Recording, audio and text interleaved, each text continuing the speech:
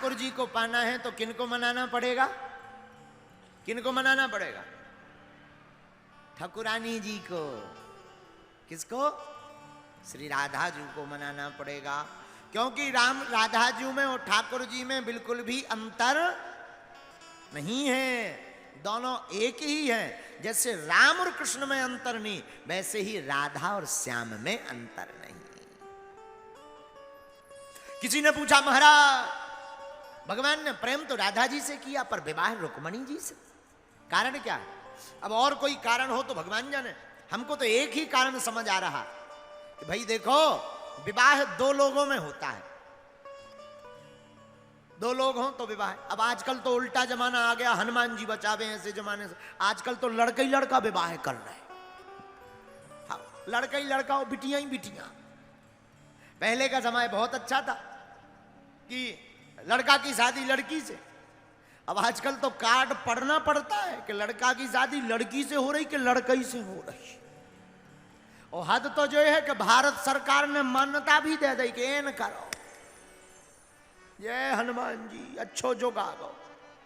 हम तो एक दिन सोच रहे थे, बताओ ऐसे ही युग में हमारा जन्म भाव जब लड़का ही लड़का की शादी हो रही, कुछ दिन बाद तो फिर स्थिति विचित्र हो जाएगी। और ये विदेश में बहुत चलता है, भारत में तो, विदेश में तो सब कुछ चलता है पर भारत में तो ना चले। आओ अब हनुमान जी बचा। हाँ हाँ महाराज जी, ये शहरों में होने लगा है, बड़े बड़े शहरों में अब लड़का को विवाह करने के लिए लड़की की आवश्यकता नहीं है। वैसे व्यवस्था ठीक है, हमारे गांव में भी 2-3 रड़ुअन की शादी नहीं हो रही। अब नहीं हो रही तो नहीं हो रही, अब क्या करें? तो हमने पे विचार किया एक दिन बैठे बैठे, हमने कहा एक काम करें, जब नहीं हो रही तो नहीं इनकी करवा दो जब व्यवस्था बन गई तो सरकार ने मान्यता ही दे दी तो बढ़िया है, कम से कम मरेंगे तो ब्रह्मा जी से ये तो नहीं कहेंगे कि बिना ब्याह के मर गए, वो भी कहेंगे हमाओ भी बहुत हो। बोलो सीताराम, जोर से बोलो, और जोर से बोलो।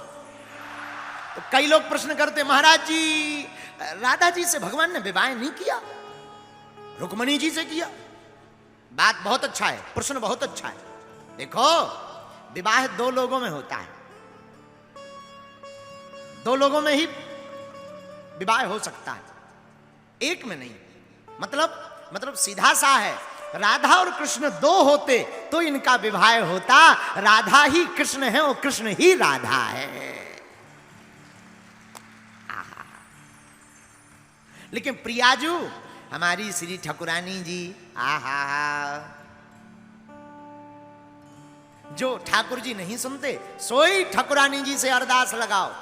एक मोर था, मोर मोर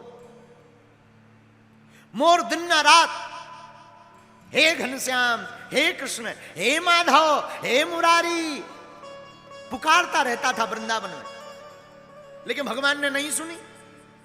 आहा, बेचारा परेशान हो गया, कई सालों तक वृंदावन में रहा। हे घनश्याम, हे मुरारी, हे माधव, हे चित्तचोर, हे माखन चोर, हे मुरली मनोहर, हे गोविंद, हे गोपाल, हे नंदनंदन, हे यशोदानंदन पुकारता रहा, लेकिन नहीं सुना। तो एक महात्मा ने कान में बढ़िया बात कही। मोर पहुंचा एक महात्मा के पास, महाराज इतने दिन हो गए भजन करते करते, ठाकुर जी ने हमारी तरफ देखा तक नहीं है, और यहीं रहते हैं वृंदावन में, रोज गंगे चराने आते हैं, आज तक ना है ठाकुर जी ने देखा। दुर्दशा हो गई, अब तो हम भजन भजन छोड़ के नास्तिक बनेंगे। भैया नास्तिक मत बनो, हैं फिर क्या उपाय है हमारा? एक उपाय है, इधर लाओ कान। अब तुम वृंदावन में रहना तो माधव मुरारी गोविंद मत कहना, राधा राधा कहना। आहा, मयूर मोर की कान में ये बात सुनाई पड़ी। मोर भागा हुआ वृंदावन में तुरंत आया और एक ऊंचे टीली पर बैठ करके जोर जोर से श्री राधा, श्री राधा, श्री राधा, राधा राधा जपत ही खड़े भये घनश्याम। भया क्या? जहां इसने टीले पर बैठकर जोर जोर से कहा श्री राधा, श्री राधा, श्री राधा, श्री राधा जू, हे वृषभान दुलारी जू, हे प्रियाजू। जहां इसने श्री राधा कहा, सोई ठाकुर जी खड़े भय दौड़े दौड़े गए और जाकर मयूर को गले से लगा लिया। भैया कहां से आए हो, क्या परिचय है? सोई मोर की आंखों से आंसू बहने लगे। भैया अब यहां नहीं, हम रहेंगे ना, परिचय बताएंगे। बोले क्यों? बोले जिनके नाम के कारण तुम दौड़े चढ़े आए, अब तो हम बरसाने वाली के ही शरण में रहेंगे। आहा, भगवान कहने लगे जाओ मत भैया। अरे नहीं महाराज, हम नहीं टिकेंगे। इतने दिन कान्हा कन्हैया चितचोर माखन चोर मुरली मनोहर गोविंद गोपाल माधव दामोदर नंदन नंदन यशोदा नंदन देवकी नंदन न जाने क्या क्या पुकारते रहे, आज तक ना सुनी तुमने। अब हम तुम्हारी नस पकड़ गए। कृष्ण कृष्ण कहते ही नाय सुनी घनश्याम, राधा नाम सुनत ही आए गले मिले घनश्याम। आकर आप गले मिल गए, भगवान की आंखों में आंसू आ गए। उसी दिन भगवान ने मयूर का एक पंख लिया, अपने सिर पर लगा लिया और भगवान का एक नाम मोर मुकुट वाले भगवान छलिया ठाकुर हो गए। आहा, मोर मुकुट धारण कर लिया। भैया जिस नाम को तुम अपने मुख से लेते हो बड़ा अद्भुत नाम है। तो भैया राधा नाम एक ऐसा नाम है कि ठाकुर जी ना भी सुने तो कोई दिक्कत नहीं है। देखो ऐसे समझो, माताजी और पिताजी किसे कहते हैं? एक व्यक्ति ने कहा माँ बाप का अर्थ बताइए। तो माँ बाप का अर्थ क्या है? माँ का अर्थ क्या है? देखो वैसे तो माँ शब्द की कोई व्याख्या नहीं है, पर हम एक आपको बढ़िया उपाय बताते हैं। माँ किसे कहते हैं? जिसके सामने जाते ही मुंह खुल जाए, माँ। सब बातें मुंह से निकल आवे, वो है माँ। और जिसको देखते ही मुंह बंद हो जाए, बाप, वो है बाप। यही माँ बाप है, हैं? हाँ। और आप लोग ऐसा निज अनुभव करके समझिएगा कि जितने भी यहां पर बेटा बेटियां बैठी हैं, पिताजी से ज्यादा नहीं बोल पाते, क्योंकि पिताजी तो दे पड़ा,